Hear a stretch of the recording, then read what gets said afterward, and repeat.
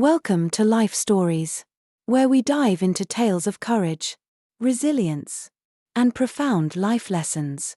In today's story, we uncover the gripping journey of a brother and sister who stand against injustice, challenging a school dominated by privilege and fear. As they rise above adversity, they not only fight for their dignity but inspire a community to find its voice. What happens when courage meets relentless power? Stick around to witness how one act of bravery transforms lives forever. Don't forget to subscribe to Life Stories and join us as we begin today's powerful tale. The hallways of Carter High School always seemed to echo louder when Madison Carter walked through them. Her name wasn't just a coincidence, it adorned the school walls. Her father's name etched into every corner of the institution he had funded generously. Madison, the daughter of Senator Carter, carried herself with an air of confidence that was impossible to miss. Her high heels clacked against the polished floors, her chin held high, and her gaze sharp enough to cut through the crowd. Everyone knew Madison, students, teachers, even the janitors, and everyone knew not to cross her. She wasn't just another privileged teenager, she was the epitome of untouchable. Her father's influence stretched far beyond the school, casting a shadow that kept anyone from daring to challenge her.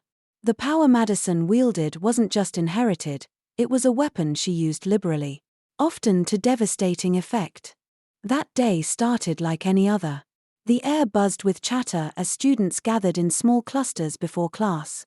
Madison entered the building like a storm, her presence quieting the hum of voices. She scanned the hallway, her eyes landing on Ellie Harper, a petite girl with glasses perched awkwardly on her nose. Ellie was known for her reserved demeanor, always clutching her books like a shield as she navigated the social labyrinth of high school.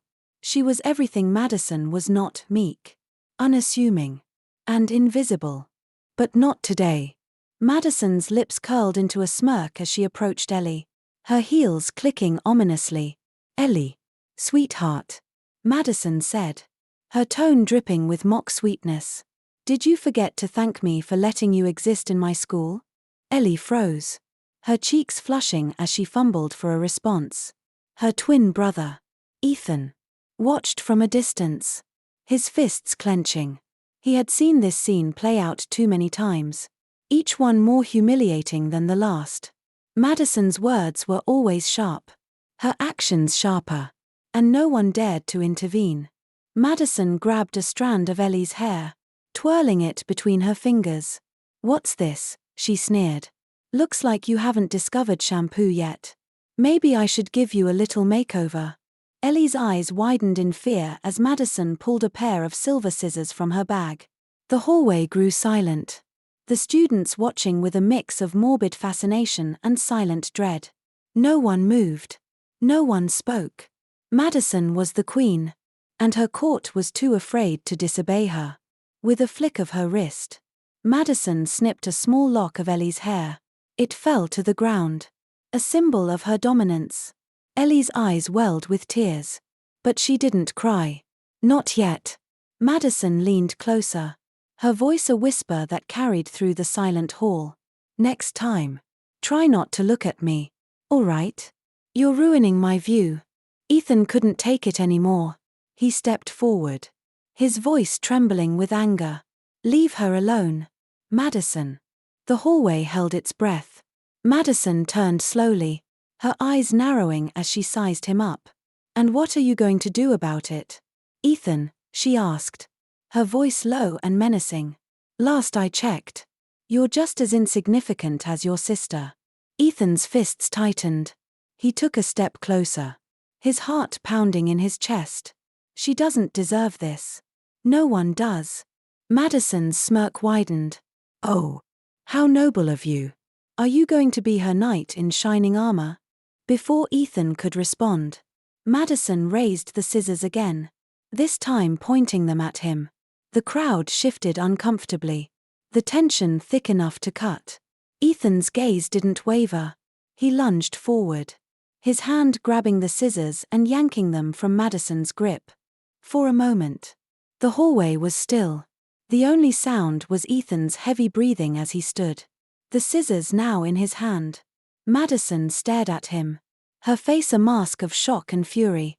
"You'll regret this," she hissed, her voice low and venomous. The doors to the classroom opened, and Mr. Bailey, the literature teacher, stepped out. His eyes scanned the scene, his expression a mix of confusion and concern. "What's going on here?" he asked, his voice cutting through the tension.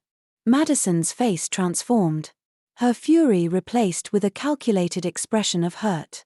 "He attacked me," she said, pointing at Ethan. "He tried to hurt me with scissors." Ethan's mouth opened in protest, but the words caught in his throat. He looked around, hoping for someone to speak up, to defend him. But the crowd remained silent, their eyes avoiding his. Mr. Bailey frowned, his gaze shifting between Madison and Ethan. "Both of you, to the principal's office. Now." As they walked down the hallway, Madison's expression shifted once more. She glanced at Ethan, her eyes gleaming with triumph. "You've made a big mistake, Ethan," she whispered, "and I'll make sure you pay for it." Ethan said nothing. His mind raced, his heart heavy with the weight of what had just happened. He had stood up for his sister. But at what cost? The answer would come sooner than he expected, and it would change everything. The walk to the principal's office felt like a march to the gallows. Ethan's mind was a storm of emotions: anger, fear, and a gnawing sense of helplessness. He glanced at Ellie, who walked beside him with her head bowed, her hands trembling as she clutched her torn backpack. He wanted to say something to comfort her, but the words wouldn't come. How could he promise things would be okay when even he wasn't sure? Madison strutted ahead, her posture as regal as ever. The slight redness on her face from the confrontation was the only indication that she had been rattled at all. She tossed her hair over her shoulder and cast a smug glance back at Ethan, as if daring him to challenge her authority again. When they reached the office, Principal Daniels was already waiting, his expression stern. He was a tall man with silver hair and a reputation for keeping the school running smoothly. But today, his usually calm demeanor was strained.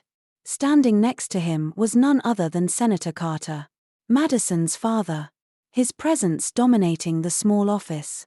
"Principal Daniels," Senator Carter began, his voice as smooth as polished marble, "I trust you'll handle this matter with the seriousness it deserves. My daughter has been assaulted, and I expect swift action."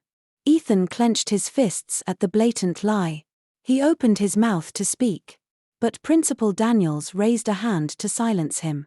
"We'll get to the bottom of this," the principal said, his voice measured. He turned to Ethan. "Do you have anything to say for yourself?" Ethan straightened his back, meeting the principal's gaze. "Madison has been bullying my sister for months. She humiliated her in front of everyone, cutting her hair. I just wanted to stop her." Senator Carter let out a sharp laugh, his smile cold. "Bullying? My Madison? This is preposterous. She's an exemplary student, respected by her peers." Ethan's jaw tightened, the words sticking in his throat. He looked to Ellie for support, but she remained silent, her head bowed. The weight of the senator's presence was suffocating, and Ethan realized that the truth might not matter here. "Madison," Principal Daniels said, turning to her, "is there any truth to these accusations?" Madison's expression was a masterpiece of innocence. "Principal Daniels, I was simply defending myself. They were making fun of me, and when I tried to address it, Ethan attacked me with scissors. I was terrified." The room fell silent, the tension thick. Ethan felt the walls closing in, the odds stacked against him. He knew Madison was lying, but her performance was flawless, and the senator's influence loomed large over the proceedings. Given the severity of the allegations, Principal Daniels said, his voice heavy, "Ethan, I have no choice but to suspend you pending further investigation." Ethan's heart sank. "But that's enough," Senator Carter interrupted, his voice firm. "This matter is settled. Ethan turned to Ellie, his voice trembling. Say something. Ellie. Tell them what happened. Ellie's eyes filled with tears. But she shook her head, her fear overwhelming her. Ethan's shoulders slumped as he realized he was on his own. The principal dismissed them. And as they left the office, Madison leaned close to Ethan, her voice a venomous whisper. You're done here. Ethan's chest burned with frustration as he walked away, his mind racing. He had stood up for his sister. But Madison's power seemed insurmountable. Yet, deep inside, he felt a flicker of defiance. He wasn't ready to give up. Not yet. At home, their mother, Sarah Harper, was waiting. She took one look at Ellie's tear-streaked face and Ethan's stormy expression and demanded to know what had happened. As Ethan recounted the events, Sarah's face darkened with a mixture of anger and concern. That girl has crossed the line, she said, her voice trembling. But what can we do? Her father is untouchable. Ethan met his mother's gaze, his resolve hardening. We'll find a way. Mom. We have to. The night was long, filled with tense silence and heavy thoughts. Ethan knew he had to act, but he wasn't sure how. As he lay awake, staring at the ceiling, a plan began to take shape. It was risky, and it would take everything he had. But it was the only way to expose Madison for who she truly was. The battle wasn't over. It was just beginning. The days that followed were a blur of whispers, stares, and growing tension. Ethan's suspension became the talk of the school. And while some sympathized with him, most were too afraid to voice their support openly. Madison, emboldened by the principal's decision and her father's influence, strutted through the hallways with an air of triumph. Ellie avoided everyone, her eyes constantly downcast. The once cheerful girl who had loved school now seemed like a shadow of herself. She clung to Ethan at home, seeking solace in his presence. But even he struggled to find the right words to comfort her. The weight of his failure to protect her gnawed at him, but it also fueled his determination to set things right. Ethan spent his suspension gathering evidence. He replayed every interaction he'd witnessed, every cruel comment and act of humiliation Madison had inflicted on others. He began speaking discreetly with other students who had suffered under her reign, hoping to find allies. Slowly, a pattern emerged: stories of intimidation, bullying, and abuse of power that painted a damning picture. But Ethan knew words wouldn't be enough. He needed proof, something undeniable that could break through the senator's shield of influence. He turned to his best friend, Maximum, who had a knack for technology. Together, they devised a plan to catch Madison in the act. Max was hesitant at first. Ethan, you're already suspended. If this backfires, it could get worse. I know, Ethan replied, his voice firm. But it's not just about me. It's about Ellie and everyone else she's hurt. If we don't stop her now, who will? Max sighed. But the resolve in Ethan's eyes convinced him. All right, he said. Let's do this. They rigged a small camera and microphone in a discreet spot in the main hallway, where Madison often held court with her entourage. It wasn't long before she provided them with what they needed. The next morning, Madison cornered a younger student, Liam, near the lockers. The boy was small for his age, and his hands trembled as he clutched his backpack. Madison's voice dripped with mockery. What's this? She sneered, pulling a crumpled piece of paper from his pocket. A love letter. How adorable. Liam's face turned red as Madison read the note aloud, her laughter echoing down the hall. Her friends joined in, their jeers adding to the boy's humiliation. Ethan and Max watched from a distance, their camera capturing every moment. Ethan's heart ached for Liam, but he forced himself to stay hidden. The evidence they were collecting could expose Madison once and for all. When Madison finally walked away, leaving Liam on the verge of tears, Ethan approached him. Hey, he said gently. Are you okay? Liam wiped his face with his sleeve and nodded, though his expression said otherwise. "She does this to everyone," he muttered. "But no one ever stops her." "That's about to change," Ethan promised, his voice steady. By the end of the week, Ethan and Max had compiled a collection of footage and testimonials from students brave enough to share their experiences. They created a video montage, each clip more damning than the last, and uploaded it anonymously to a popular social media platform. The response was immediate. The video went viral within hours, students sharing it across multiple platforms. Parents, teachers, and even local news outlets began discussing the toxic environment at the school and Madison's unchecked behavior. The comments were filled with outrage and demands for accountability. Madison's carefully constructed facade began to crumble. As she walked through the hallways, the usual deference from her peers was replaced with wary glances and murmured accusations. Even her friends started to distance themselves, unwilling to be associated with the growing scandal. Ethan watched the fallout from home, a mix of relief and apprehension in his chest. He had struck a blow against Madison's tyranny, but he knew the battle wasn't over. Her father would not take this lying down, and the school would be forced to respond. The storm was brewing, and Ethan was ready. This was just the beginning of the fight for justice. The fallout from the viral video rippled through the school and beyond. It wasn't just students who had suffered under Madison's reign that spoke out now. Parents began writing letters to the school board, and alumni chimed in on social media about the unchecked privilege that had long festered in the institution. Madison's father, Senator Brooks, faced questions from reporters about the video, his daughter's behavior, and the culture of impunity surrounding her actions. Madison, once the untouchable queen of the school, found herself isolated. Her friends, wary of their own reputations, stopped returning her texts and began avoiding her in public. Teachers, who had once treaded carefully around her, now watched her with subtle but clear disapproval. The whispers in the hallways were no longer about her power, they were about her fall. At home, the tension in the Brooks household was palpable. Senator Brooks was livid, pacing back and forth in his expansive living room, barking orders to his legal team and PR consultants. "This is an attack on our family," he fumed. "We will sue whoever posted that video." Madison, sitting stiffly on the edge of the couch, tried to defend herself.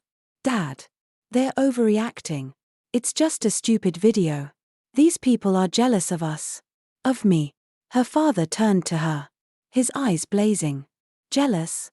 Madison, do you understand what you've done? This isn't about jealousy. This is about optics. That video doesn't just make you look bad, it makes me look bad. I'm the one people are questioning now." Madison shrank under his gaze, her bravado evaporating. For the first time, the weight of her actions began to sink in. She had always believed her father's power would shield her. But now, it seemed, she had pushed too far. Back at school, Ethan returned after his suspension. The atmosphere was different. Students greeted him with nods of respect, and several whispered their thanks as he passed. Even teachers, who had previously looked the other way, now gave him subtle gestures of approval. Ellie clung to his side, her demeanor lighter than it had been in weeks. "Ethan," she said one afternoon as they walked home, "you did it. People are finally standing up to her."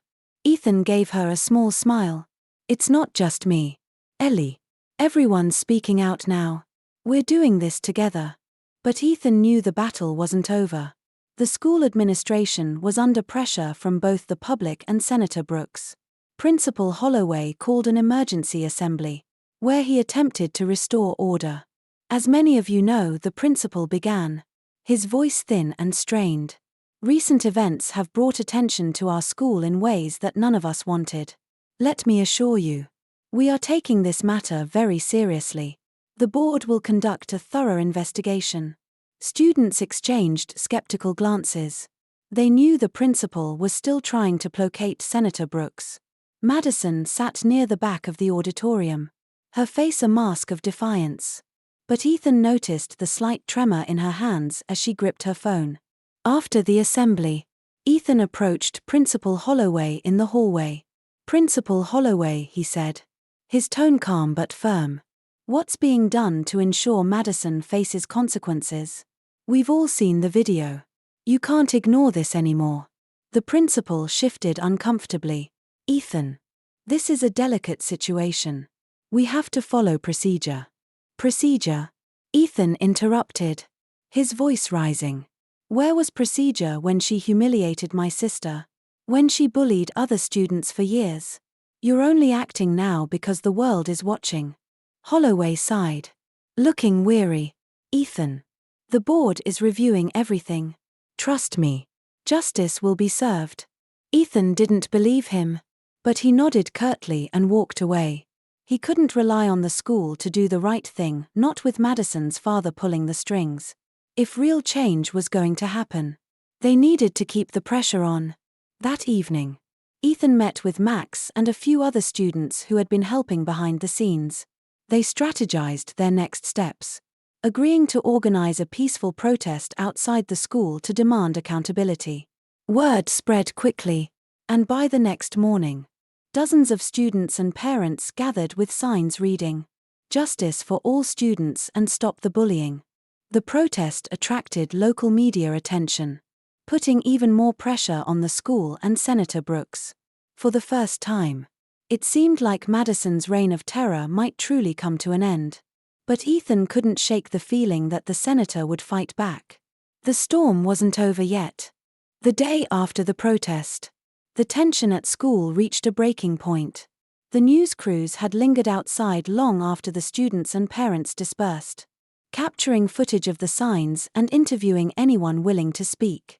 Clips of Ethan's quiet determination and Ellie's heartfelt recounting of her experiences spread across local news and social media. Inside the Brooks household, Senator Brooks sat in his study, his jaw tight as he watched the coverage. The headlines were brutal: "Privilege in Power, Senator's Daughter Sparks School Uproar and Bullying Scandal Rocks Elite High School." The public outrage was palpable. And it wasn't just Madison who was under fire, it was the entire system that had protected her for so long. "Dad, you need to fix this," Madison said, her voice shaky as she lingered in the doorway.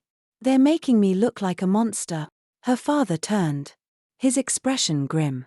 "You did this to yourself, Madison," he snapped. "And now, because of you, my career is on the line." Madison flinched, unaccustomed to such harsh words from her father. She opened her mouth to respond but stopped, realizing there was no point. For the first time, she began to understand that her actions had consequences, ones even her father couldn't fully shield her from. At school, Principal Holloway's office became a revolving door of concerned parents, enraged teachers, and confused board members. The administration was scrambling to contain the fallout. But the students were emboldened. With every passing day, more voices joined Ethan and Ellie's. "I can't believe I'm saying this, but Madison really messed up this time," Max said during lunch, leaning across the table toward Ethan. "People are actually standing up to her." Ethan nodded. "It's not over, though. Her father is still trying to sweep everything under the rug." Ellie spoke up, her voice steady. "Then we need to keep the momentum going. They think this will blow over, but we can't let it." Over the next few days, the students organized more protests and started a petition demanding Madison's expulsion and an investigation into the school's handling of bullying.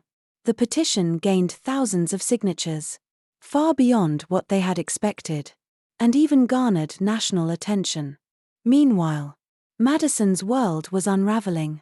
Her former friends avoided her in the hallways, and the teachers who had once feared her now treated her with cold indifference.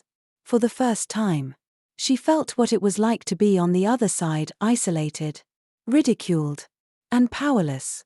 One afternoon, Madison found herself cornered by a group of students.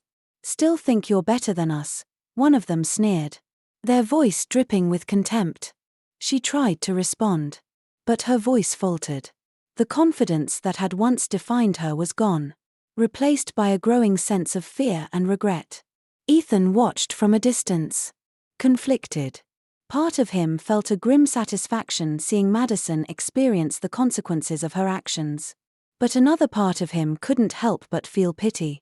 No one deserved to be bullied. Not even someone like Madison. "Leave her alone," Ethan finally said, stepping forward. The group turned to him, surprised. "Seriously?" one of them asked. "After everything she did?" Ethan's voice was firm. "I'm not defending what she did. But if we stoop to her level, we're no better than she is." Reluctantly, the group dispersed, leaving Madison alone in the hallway. She looked up at Ethan, her expression a mix of confusion and shame. "Why did you do that?" she asked quietly.